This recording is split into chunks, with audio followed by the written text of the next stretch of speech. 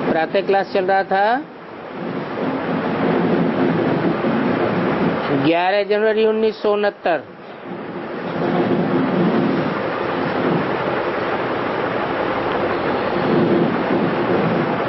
इस समय संगम युग में बाप समझाते हैं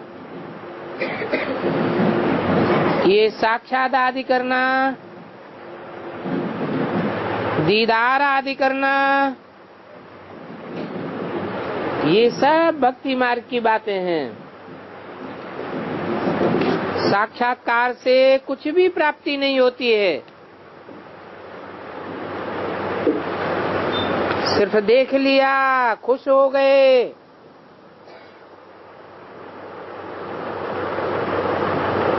जो जड़ चित्र देखे हैं वो करके चैतन्य में देखने में आवेंगे। बाकी कोई बन तो नहीं सकता है। हाँ, अल्पकाल के लिए खुशी हो जाएगी। जैसे जादूगर का खेल देखने से खुशी हो जाती है ना,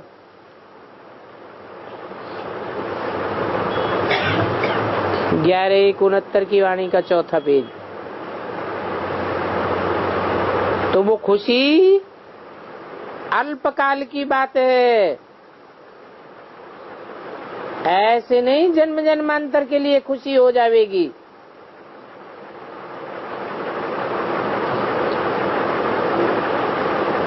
ये तो प्रैक्टिकल में बनने की बात है। तुम तो प्रैक्टिकल में नर से नारायण और नारी से लक्ष्मी जैसे बनते हो, वो भी 21 जन्म के लिए, आधा कल्प के लिए। अभी भी तुम समझते हो हम सदा सुखी बने, बाकी दीदार इन आंखों से भी करते हो और दिव्य दृष्टि से भी तुम यही देखते हो। फर्क तो कोई नहीं पड़ता है। तो बाप भिन्न भिन्न प्रकार से समझाते रहते हैं। भक्ति मार्ग में साक्षात्कार होता है और ज्ञान मार्ग में तुमको साक्षात मिल जाते हैं। मिल के आ जाते तुम साक्षात स्वयं ही देवी देवता बन जाते हो। तो जब भी तुम्हारे सामने कोई आवे तो बाप और चक्र का राज समझाओ। बोलो, तुम्हारे 2 बाप हैं, एक है आत्माओं का बाप और एक है मनुष्य सृष्टि का बाप।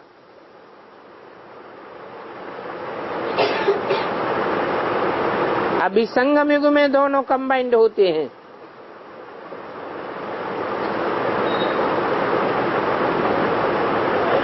फिर वो आत्माओं का बाप 84 जन्मों में कभी नहीं मिलेगा।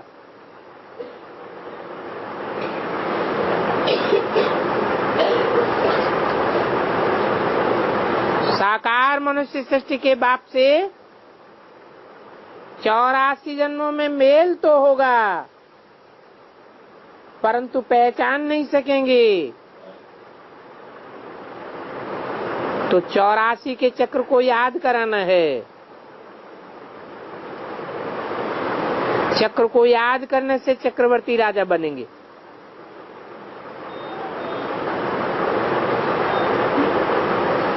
एवर प्योर बाप जो आत्माओं का बाप है, उसको याद करने से पावन बनेंगे। जो एवर प्योर आ करके एवर इम्प्योर को भी एवर प्योर बनाए देते हैं। पावन है सत्य की राजाई और पतित है नरक की राजाई। और और वास्तव में नरक की कोई राजाई नहीं कहेंगे। क्या कहेंगे? नरक की राजाई है या कांटों का ताज है? कांटों का ताज है, नरक की राजाई नहीं है, गधाई है। क्योंकि नरक में तो मनुष्य बहुत दुखी होते हैं। परंतु अभी संगम युग है, इस पुरुषोत्तम संगम युग में चेंज होती है। जो पुरानी दुनिया है, दुखदाई दुनिया है, वो बदल करके अभी नई दुनिया बनती है। मनुष्य इन बातों को समझते नहीं है।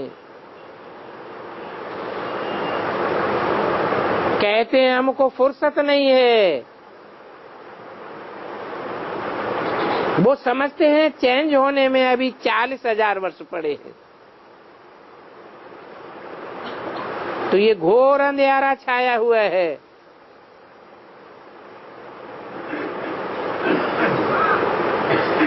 ये शास्त्रों की सिखाई हुई अंधश्रद्धा है,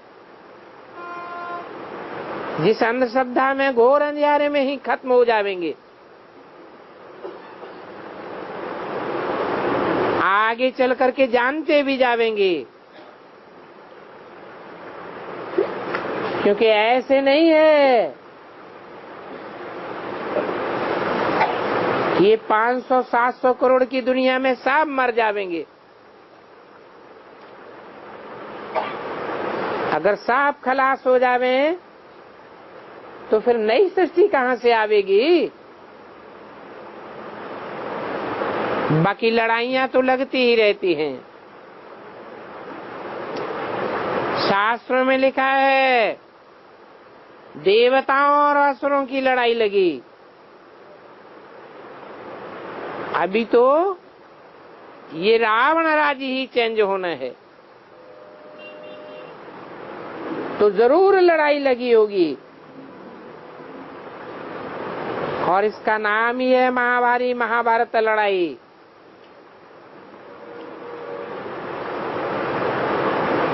उनका साक्षात्कार भी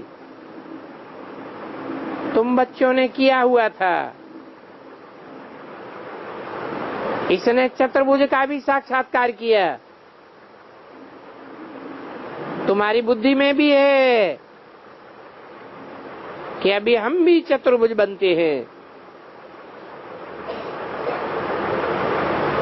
तो पुरानी दुनिया का विनाश जरूर होगा। तो बातें तो सभी ठीक है। अभी तुम समझते हो ये पुरानी दुनिया चेंज जरूर होनी है। नई दुनिया में ये लक्ष्मी नारायण जैसे देवताएं थे। तुम समझते हो ऐसा देवता बनाने के लिए बाप हमको पढ़ाते हैं।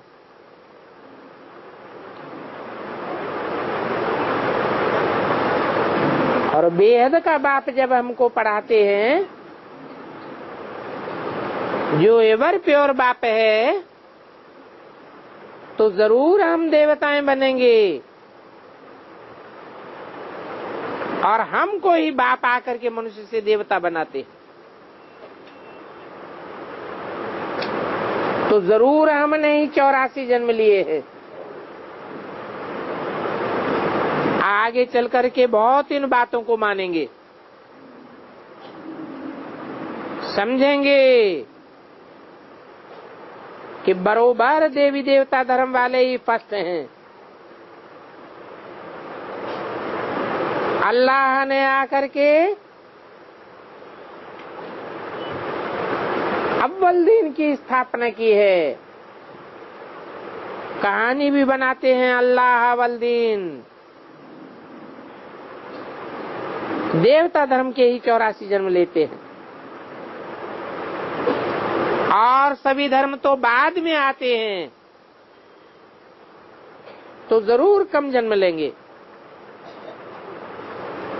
सभी धर्म वाले जो सृष्टि चक्र में बाद में आते रहते हैं, 84 जन्म कैसे लेंगे?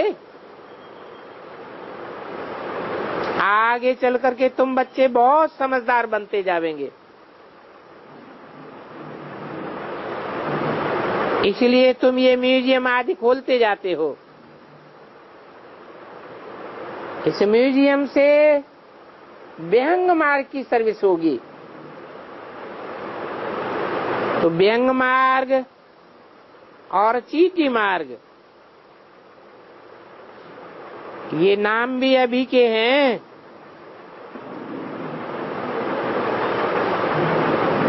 क्योंकि बच्चे ही हैं जो कोई व्यंग मार्ग से पढ़ाई पढ़ते हैं, और कोई बच्चे ऐसे भी हैं जो चीटी मार्ग की पढ़ाई पढ़ते हैं।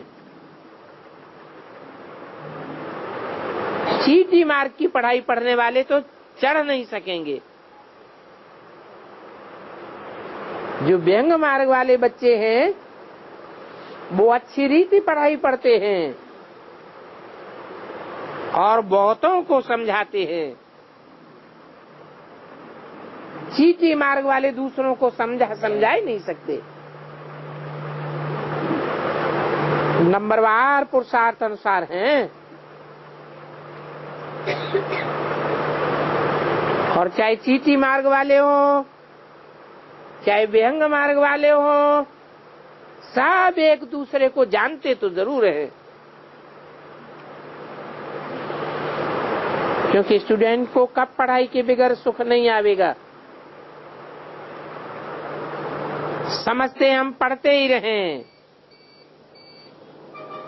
बाप भी कहते हैं,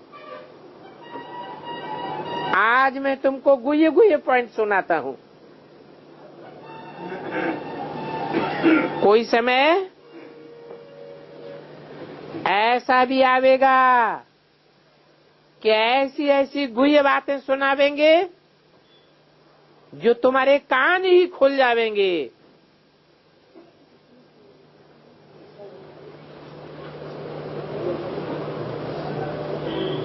जिनको निश्चय नहीं बैठा है उनको भी पूरा निश्चय बैठ जाएगा।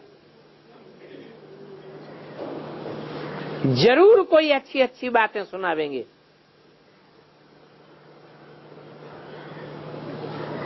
जो कहने लग पड़ेंगे, जो अभी तक हमने नहीं समझा था वो अब समझ गए।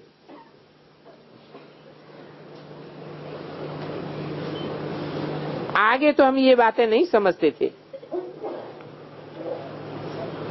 अब हमने समझा। तो ये पढ़ाई ऐसी है जिस पढ़ाई को पढ़ते पढ़ते मनुष्यों के संशय दूर हो जाते हैं। फिर जिनके संशय दूर हो जाते हैं वो अपना अनुभव बैठ करके सुनाते हैं। बरोबर हमने फलानी मुरली सुनी तो हमारी आंखें खुल गई। इन पॉइंट से हमको यह निश्चय हो गया। होता भी ऐसे ही है जैसे कल पहले हुआ था। इतने सभी बच्चे ऐसे ही कहते हैं, कल पहले मिसल, अब मैं जाकर के निश्चय बुद्धि बना हूं। अब मुझे माया हिला ही नहीं सकती है। बरोबर भगवान बिगर ये नॉलेज रचयिता और रचना के आज मध्यंत की कोई समझा ही नहीं सकता। और भगवान बिगर ये चित्र कोई बना ही नहीं सकता। तुम बच्चे तो जानते हो, आगे तो ये चित्र नहीं थे। त्रिमूर्ति के ऊपर कब शिव बाबा का चित्र देखा, अभी समझते हो। ये तो यथार्थ चित्र है। पहले हम भी यथार्थ थे।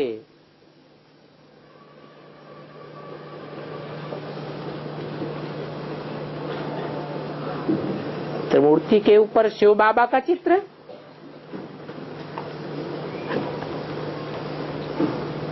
ये त्रिमूर्ति के ऊपर शिव बाबा का चित्र है, उसे साकार में निराकार कहेंगे या निराकार कहेंगे? निराकार है।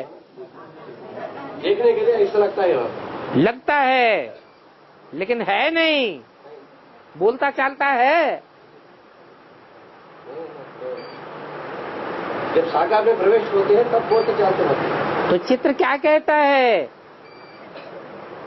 कि साकार में निराकार है या सिर्फ निराकार है? हैं? ऊपर मानो साकार में निराकार। त्रिमूर्ति के ऊपर जो चित्र बना हुआ है, वो चित्र से क्या साबित होता है?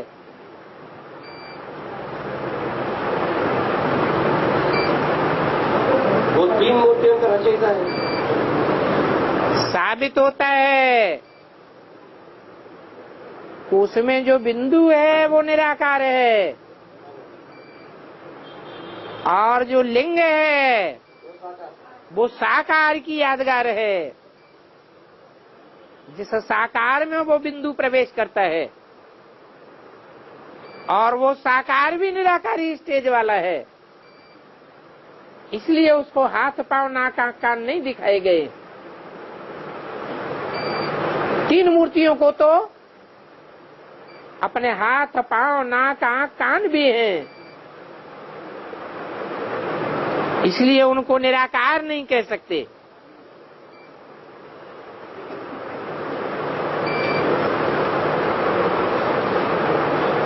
तो पहले तुम यथार्थ नीति नहीं समझते थे, अभी यथार्थ नीति समझ गए हो। बाप को सर्वव्यापी कह दिया है, बाकी तो भक्ति मार्ग में सभी चित्र रख दिए। अभी तुमको ज्ञान तो बहुत विस्तार से मिलता है,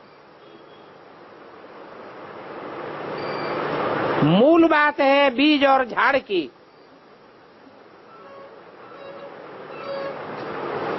इसको याद रखने से सारा 84 का चक्र याद रहेगा। बाकी डिटेल जो इतना सुना है, वो सारा डिटेल तुम किसी को नहीं सुना सकते। ऐसी कोई पढ़ाई होती है क्या? तुम्हारे में भी नंबरवार महारथी घोड़े सवार और प्यादे हैं। घोड़े सवार की धारणा इतनी है जितनी वो पढ़ा सकते हैं।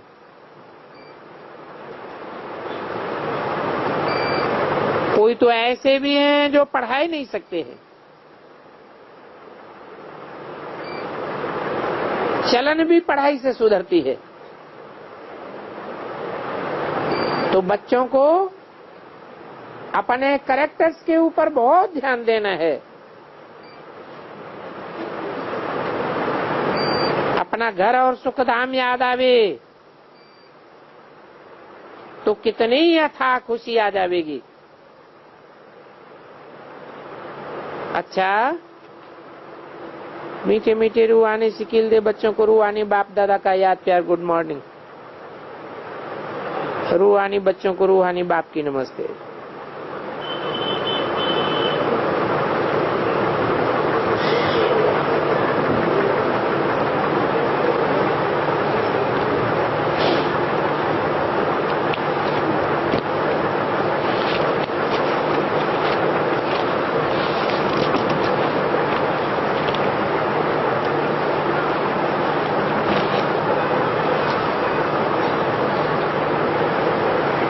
एक और रात्रि क्लास है।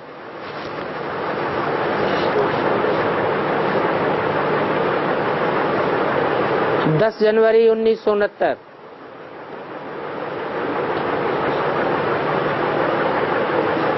जैसे कोई पहाड़ों पर जाते हैं हवाखोरी के लिए,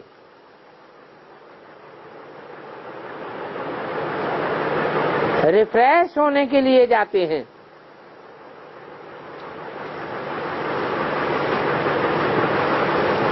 अब उस दुनिया में तो होता ही है घूमना फिरना। ऑफिस आदि में रहने से तो वो काम ही बुद्धि में रहता है,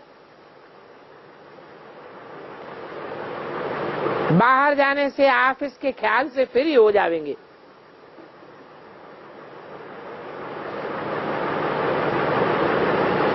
तो यहाँ भी तुम बच्चे आते हो रिफ्रेश होने के लिए।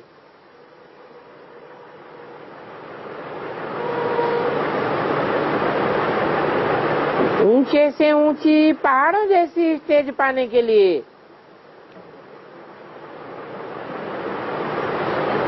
आधा कल्प भक्ति करते करते थकावट हो गई है।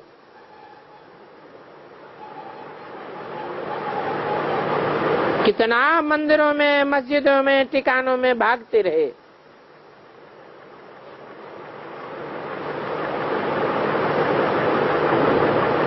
ज्ञान तो मिलता ही है पुरुषोत्तम संगम युग पर।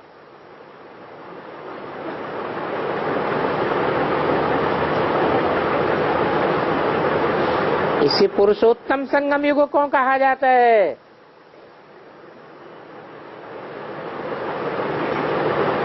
क्या कारण है? क्योंकि इस युग में ही तुमको पुरुषों में उत्तम पार्ट बजाने के वाले की जानकारी होती है।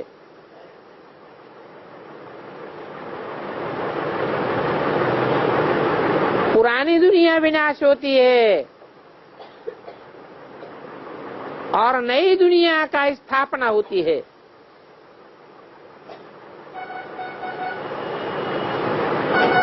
बाकी प्रलय नहीं होता है।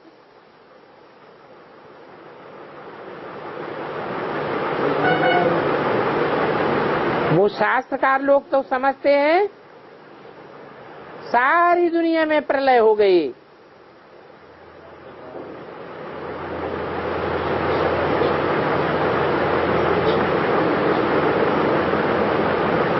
एक सर्वव्यापी भगवान में सारी दुनिया लीन हो गई।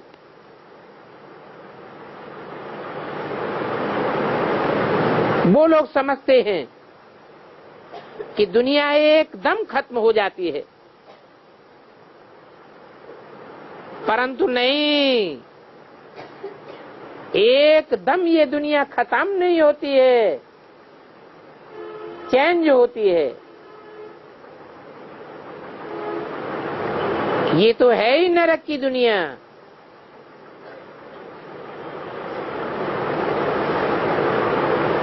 पुरुषोत्तम युग में भगवान बाप आवेंगे तो जरूर नरक को स्वर्ग बनावेंगे।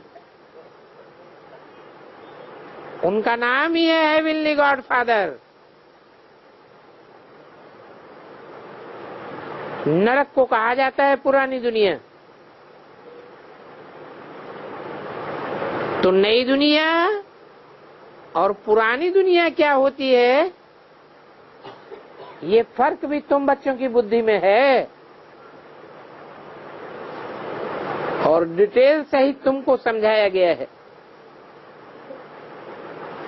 ये बात स्मृति में रखना है कि कल्प वृक्ष में नई दुनिया क्या है और पुरानी दुनिया क्या है।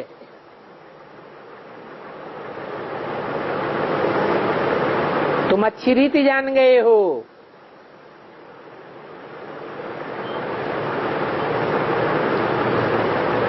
कल्प वृक्ष में देखते भी हो,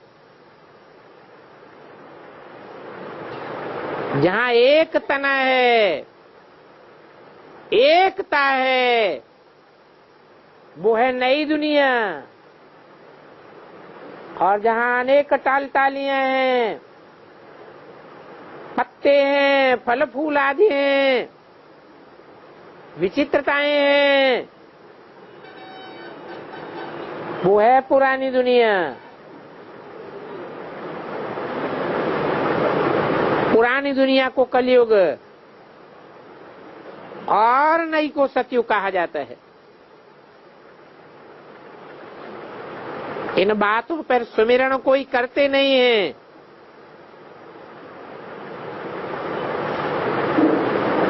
तुम्हारी बुद्धि में तो विस्तार है, परंतु वो भी नंबरवार है। एक जैसा सुमिरण नहीं करते हो।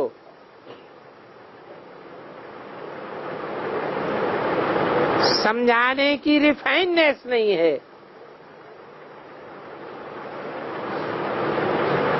अभी पुरुषार्थ करके ऐसे रिफाइन बन रहे हो।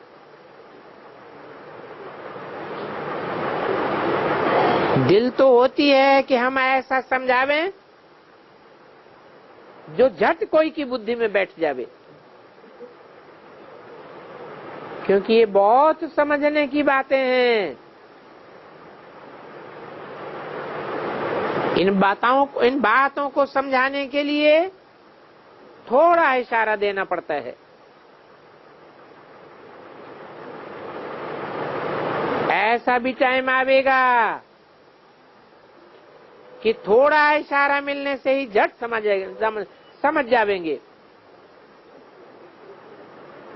झट ज्ञान को उठाए लेवेंगे। कहेंगे ये 84 का चक्र तो ठीक है,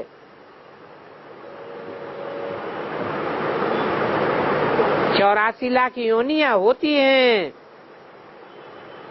परंतु मनुष्य आत्मा 84 के चक्र में आती है। ये नई दुनिया सो पुरानी दुनिया बनती है, ये बात भी ठीक है, परंतु आगे चल करके कच्चे कच्चे टूट पड़ेंगे। और अभी भी बहुत टूट गए हैं। इसलिए भगवान वाच है, आश्चर्यवत सुनंती कथंती भागंती। क्योंकि ये माया का युद्ध है। इस लड़ाई में मारा मारी बहुत होती है।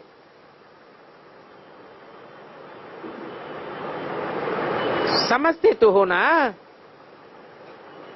ये लड़ाई का मैदान है, परंतु इस लड़ाई के मैदान में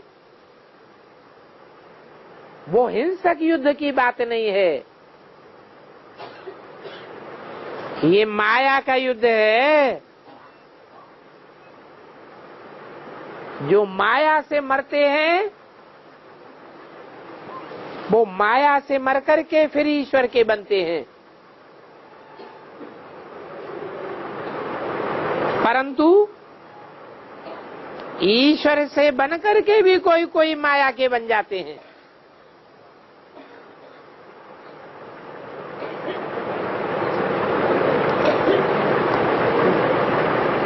एडाप्ट होकर के फिर फारकती देख देते हैं, डाइवोर्स दे देते हैं।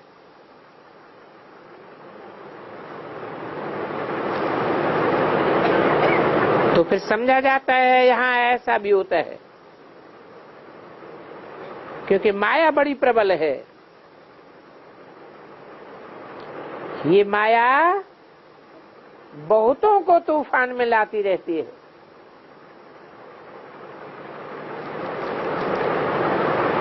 माया ईश्वर के गोद से छुड़ाए लेती है, ऐसा ऐसा गहरा टेम्पटेशन देती है कि बुद्धि ललचायमान हो जाती है। बच्चे भी समझते हैं कि हमारी हार जीत होती है, ये खेल ही हार जीत का है।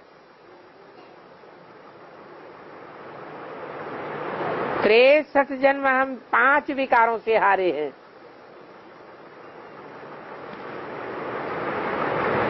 अभी तुम जीतने का पुरुषार्थ करते हो, तो पुरुषार्थ करते करते आखिरी तुम्हारी जीत हो ही जाएगी।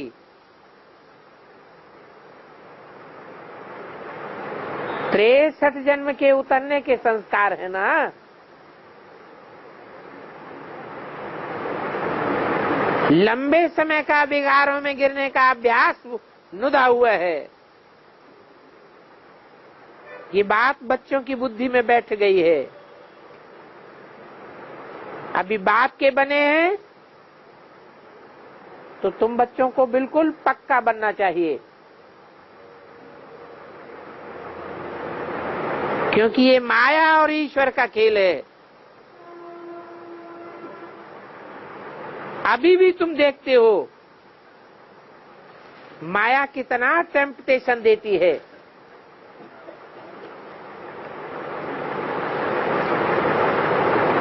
ध्यान दीदार में जाने से खेल ही खलास हो जाता है।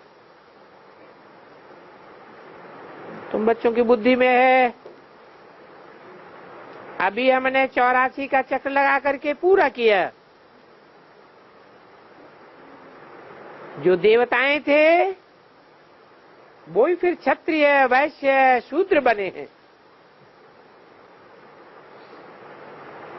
अभी हम शूद्र से ब्राह्मण बने हैं। ब्राह्मण बन करके फिर देवता बन जाएंगे।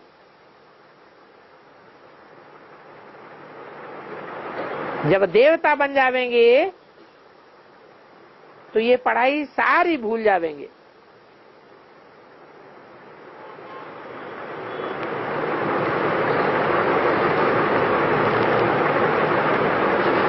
पांव पीछे हट जाता है तो क्या होता है, दुनियावी बातों में लग जाते हैं। फिर मुरली आदि सब भूल जाती है।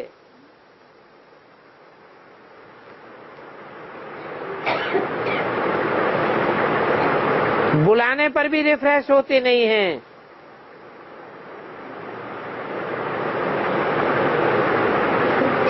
सिंध में बहुत आते थे। ये नाले सुनना तो बहुत सहज है, और याद की यात्रा तो इससे भी जास्ती सहज है। नॉलेज है पढ़ाई, उस पढ़ाई में तो कितने सब्जेक्ट्स होते हैं, और वो पढ़ाई तो बहुत टाइम ले लेती है।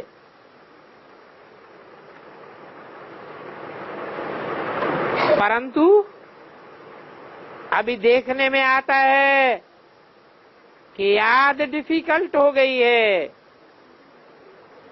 पढ़ाई तो सहज है।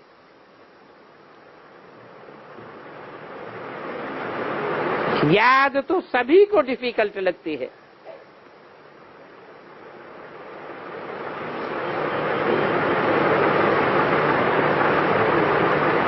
तुम बच्चों को घड़ी घड़ी बाप याद पड़े और साथ में स्वर्ग भी याद पड़े।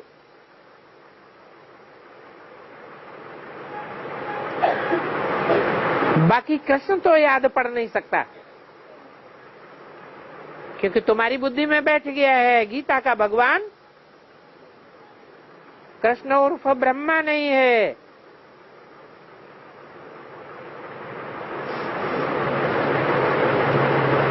उस कृष्ण की आत्मा ने तो माता का पार्ट लिया।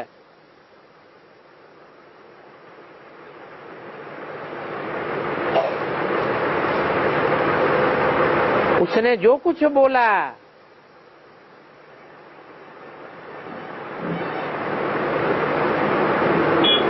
तो जैसे बच्चे को खिलाते हैं,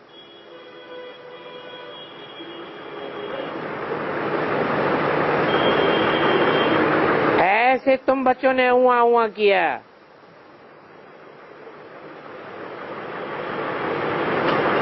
ये शिव बाबा ने उआ उआ किया क्या?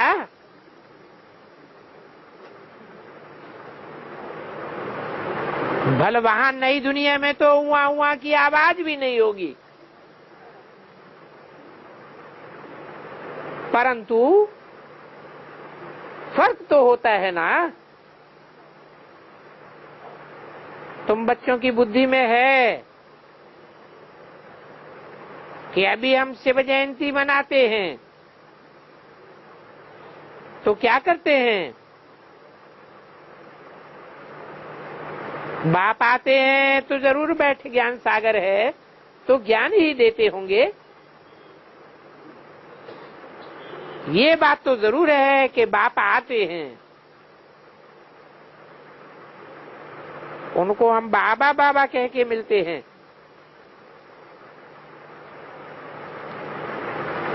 और बाप नई दुनिया स्थापन करने आते हैं।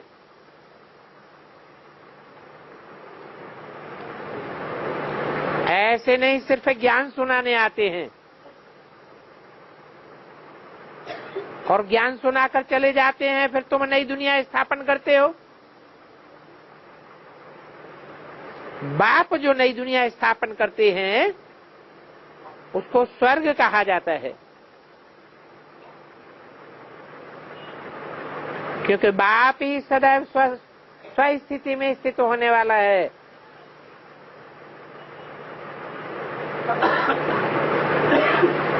इतनी सहज बात भी बच्चे भूल जाते हैं।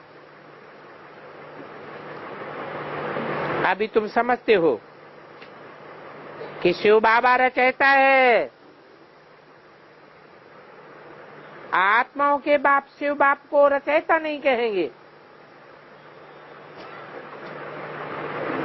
क्यों नहीं कहेंगे?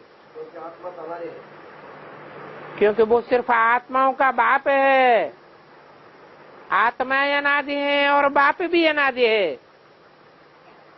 आत्माएं रची नहीं जाती हैं, नई सृष्टि रची जाती है। बाकी पुरानी सृष्टि थोड़े ही रचेंगे। बात तो बड़ी सहज है। अभी तुमको निमित्त बनाया है तो तुम तो कोई से भी पूछ सकते हो। ये वंडरफुल बातें हैं। जो भी आत्माएं हैं उन आत्माओं का नाम नहीं पड़ता है, आत्माओं के शरीर का नाम सब जानते हैं। आत्मा के शरीर का नाम पड़ता है। बाकी एक ही बेहद का बाप है जिसकी आत्मा का भी नाम है,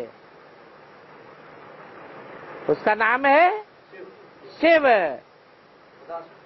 मेरी बिंदी का ही नाम है शिव, जो सदैव निराकारी स्टेज में रहने वाला है। तो इनके शरीर का नाम नहीं पड़ता है। वो शिव बाबा एक ही बार आते हैं।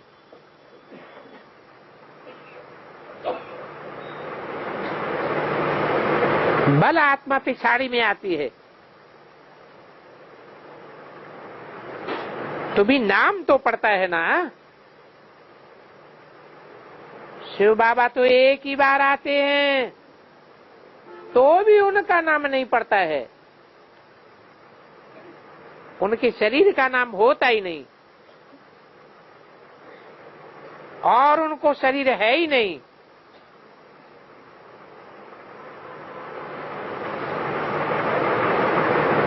बाप बतलाते हैं, बहुत बच्चे ऐसे हैं जिनको ये बैज लगाने में लज्जा आती है।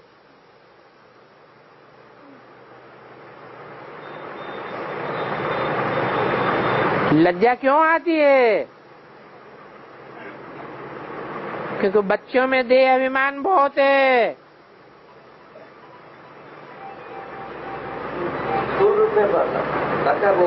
ये भी बताते हैं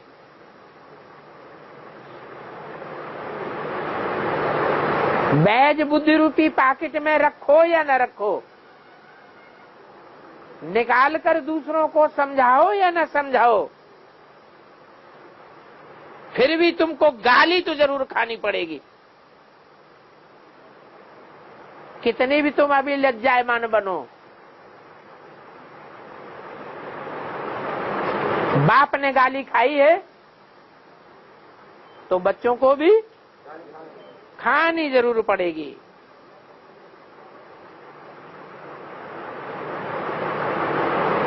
अभी तुम देखते हो कृष्ण ने कितनी गाली खाई है। कृष्ण ने गाली खाई?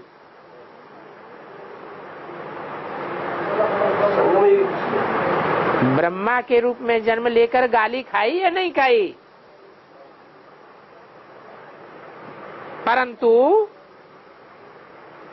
ब्रह्मा से भी जास्ती गाली खाई है शिव बाबा ने।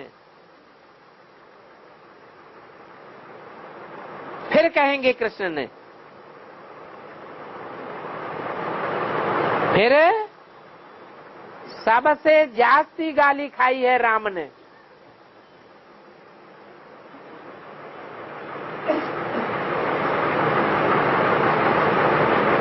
बाबा की जैसे शिव बाबा फेल होता है क्या? और राम तो फेल हो पड़ता है। डिफेम करने से भारत की कितनी ग्लानि हुई है। परमात्मा को सर्वव्यापी कहना ये नंबर 1 ग्लानि है। फिर कृष्ण जो विश्व का मालिक बना था उनकी भी ग्लानि कर दी। उनको भी देखो विकारी बना दिया है। और ठिक्कर भित्तर में तो शिव बाबा को डाल दिया। अब बताओ, उनको अपना शरीर ही नहीं तो विकारी कैसे होंगे? विकार शरीर के साथ भोगे जाते हैं या बिना शरीर के भोगे जाते हैं? और कृष्ण को तो छोटेपन में विकारी बनाई दिया।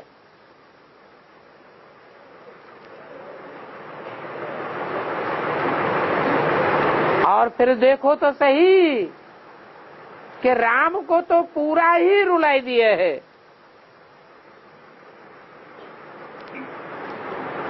दिखाया है उनकी स्त्री ही चोरी हो गई। अब कैसी कैसी बातें बैठ बनाई है। अच्छा, बच्चों को ओम शांति।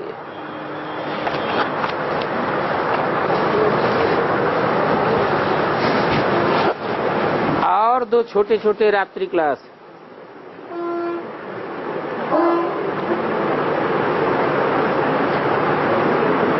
दिसंबर 1968 का रात्रि क्लास।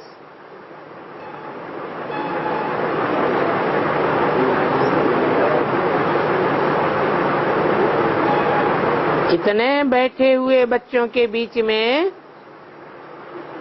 कौन कौन से बच्चों को निश्चय है कि हम भविष्य में शाहजादा बनेंगे?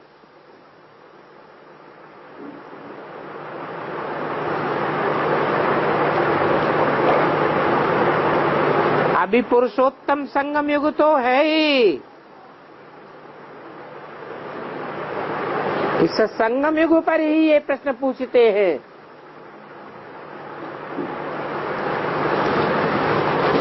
क्योंकि तुम बच्चे जानते हो अभी डायनेस्टी की स्थापना हो रही है, तो जरूर स्टूडेंट को ये ख्याल होगा कि राजधानी स्थापन होती है तो हम क्या बनने वाले हैं।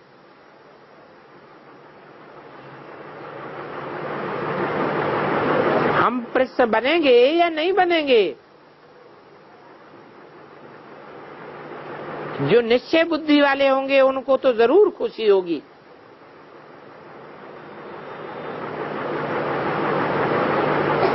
का पारी नशा चढ़ा रहेगा।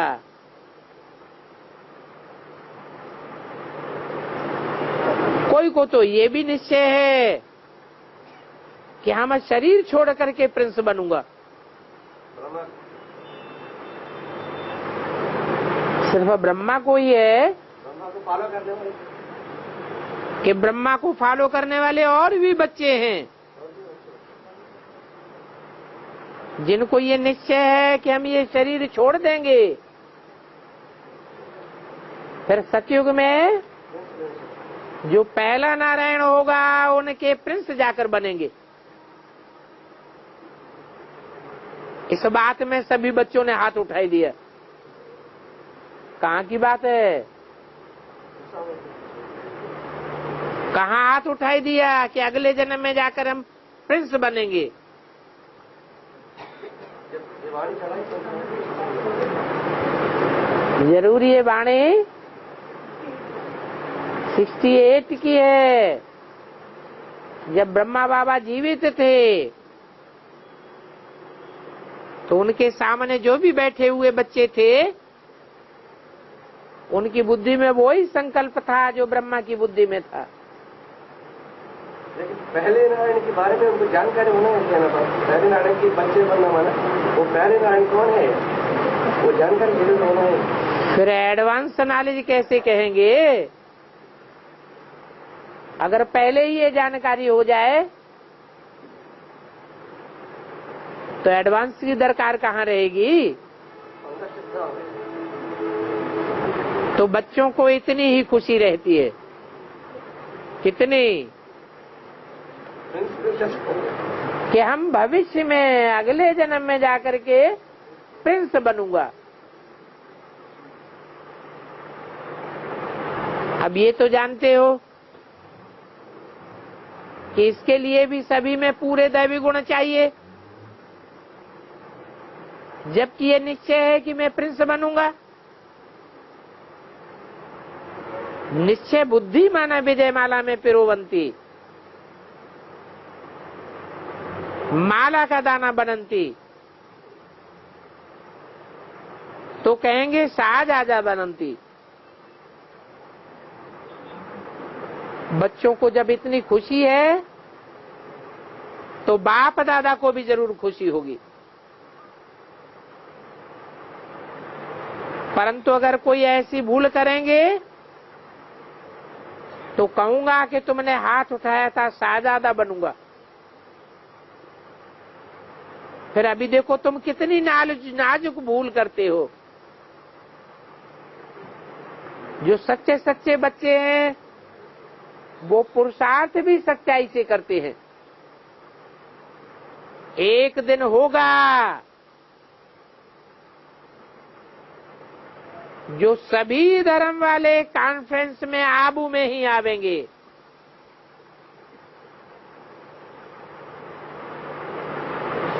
और आबू के अलावा कहीं भी नहीं जावेंगे।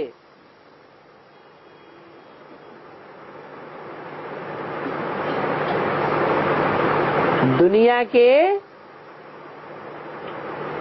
कितने भी बड़े बड़े शहर हों, कितनी भी बड़ी बड़ी राजाइयां चल रही हों, परंतु कॉन्फ्रेंस करने के लिए कहाँ आवेंगे? माउंट आबू में ही आवेंगे। आवेंगे कि हम भी जाकर के राजयोग सीखें। भारत का प्राचीन राजयोग बहुत मशहूर है।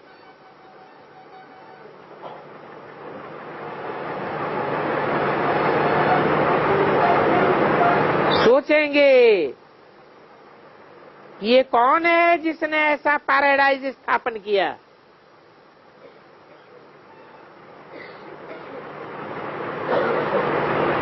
ये कब होगा?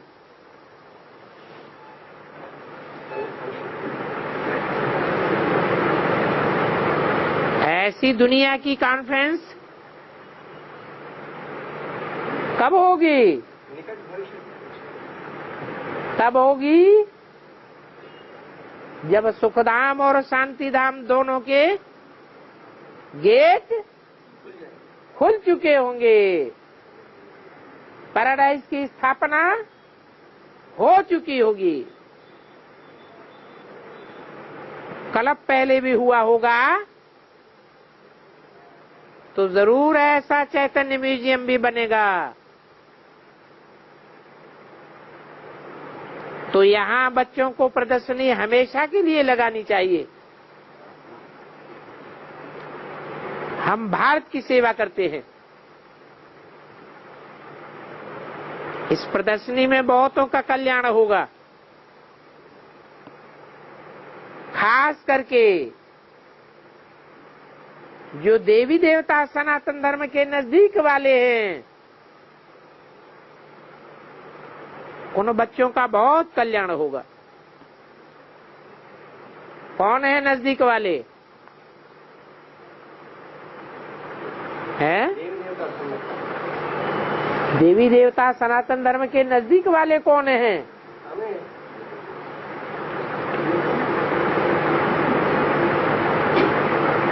जो सतयुग के आदि जन्म में तो नहीं आते हैं, परंतु नजदीकी जन्मों में आते हैं और फिर द्वापर से और धर्मों में कन्वर्ट हो जाते हैं। मतलब दूसरे धर्म वाले। हाँ, वो खास करके नजदीक वाले जो सतयुग में भी आते हैं, त्रेता में भी आते हैं। इसलिए इसको ईश्वरीय विश्वविद्यालय कहा जाता है। पूछे, इस विद्यालय का हेड कौन है? अरे, ये तो लिखा हुआ है ईश्वरीय विश्वविद्यालय, तो ये ईश्वरीय मिशन है ना। तो ईश्वर के सिवाय इसका हेड और कौन होगा? तो ये लिखना भी यज्ञ में मदद करना है। पैसे आदि खर्चे आदि की बात नहीं है। अच्छा, बच्चों को गुड नाइट और नमस्ते।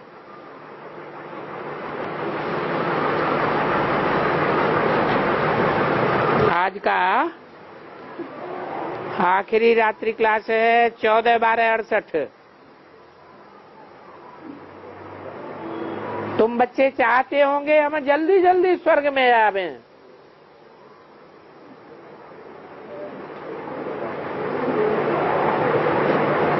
परंतु नहीं। यहाँ ये वंडरफुल बात है, क्योंकि हम सतयुग में जावेंगे तो फिर भी वहां ग्रस्त व्यवहार हो जाएगा। अभी तो ये तुम्हारी पढ़ाई वंडरफुल है। ऐसे तो जो देव आत्माएं हैं वो भी चाहते हैं कि हम ब्राह्मणों के साथ रहें। वो कौन सी देव आत्माएं हैं?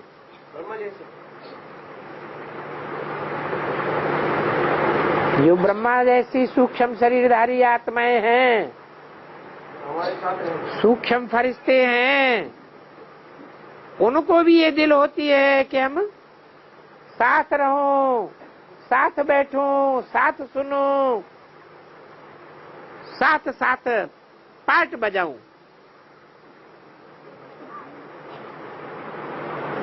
परंतु जिनमें इतना ज्ञान नहीं है वो इतना सुख नहीं उठा सकते।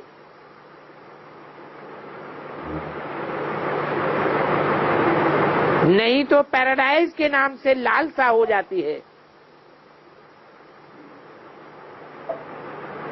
कि हम पैराडाइज की नई दुनिया में जल्दी जावें।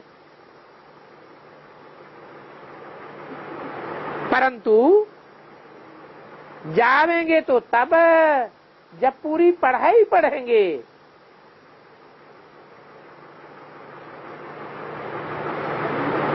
अभी सभी पढ़ाई कहाँ पढ़े हैं?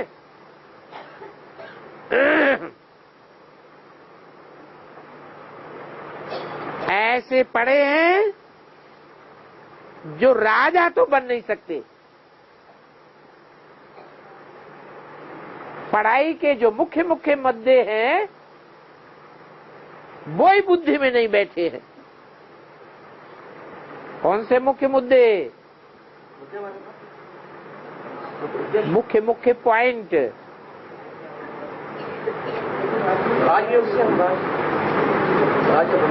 मुख्य मुद्दे हैं गीता का भगवान कौन? भगवान सर्वव्यापी नहीं है, एक व्यापी कौन? ये बातें बुद्धि में नहीं बैठी हैं तो फिर पैराडाइज में कैसे जावेंगे?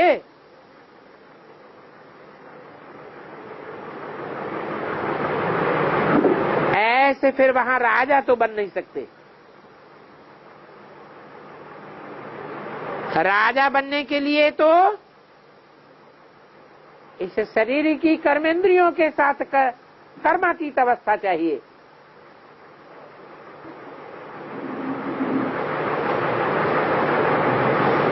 ऐसे तो फिर ड्रामा की वृद्धि हो जाएगी। बाप को तो बुलाते ही हैं आकर के हमको पढ़ाओ। तो मुख्य बात है पढ़ाई की। अक्सर करके जो भी आते हैं उनको ये बात नहीं समझाते हैं कि सुप्रीम बाप ही हमारा सुप्रीम बाप है, टीचर है, सदगुरु है।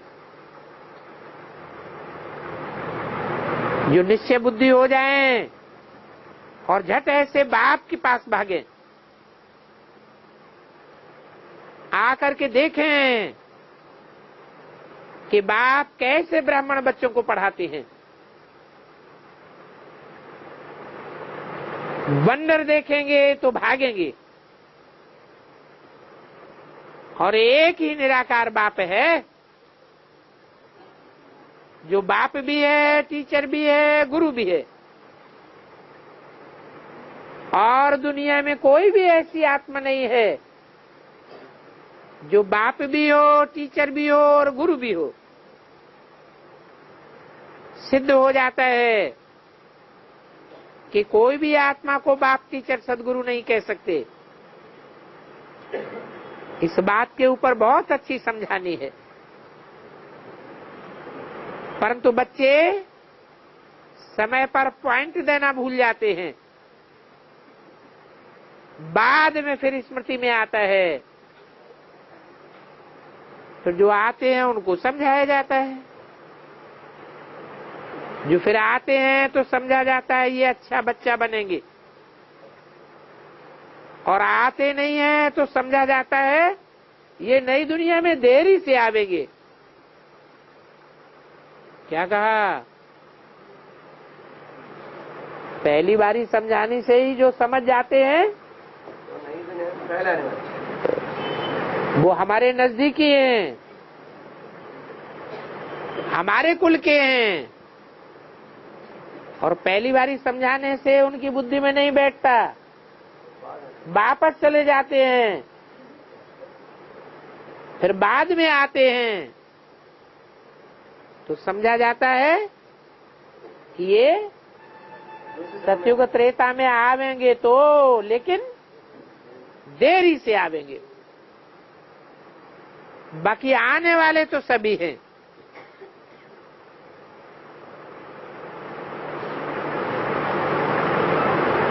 ये नक्शे भी स्टूडेंट को बहुत अच्छी मदद करते हैं। तो देखो कहाँ उन्हों की प्लान और कुमारत, तो कहाँ तुम्हारा प्लान? पहले ये चित्र तुम्हारे पास नहीं थे। तुमको बाप की कशिश हुई तब भागे, फिर बहुतों को समझाने के लिए बन गए। तुम समझा सकते हो कि देवताओं को मन की शांति होती है, मनुष्यों का मन अशांत होता है। पुरुषोत्तम संगम युग पर ही उन्हों को ये शांति मिलती है। ऐसे नहीं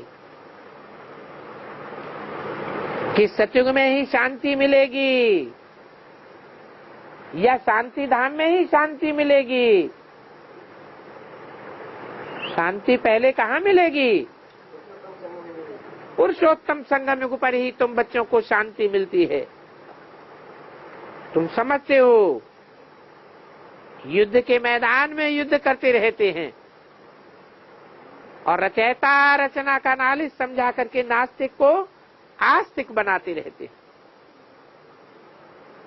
बेहद के बाप को तुम जानते हो और मानते हो,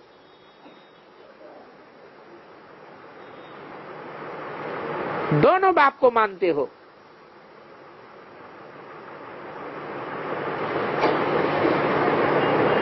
कौन से दोनों बाप? निराकार बाप और मनुष्य सृष्टि। आत्माओं का बाप और मनुष्य सृष्टि का बाप, दोनों बेहद के बाप हैं। सभी बच्चों आत्माओं का बाप और मनुष्य सृष्टि के बाप को जानते हैं।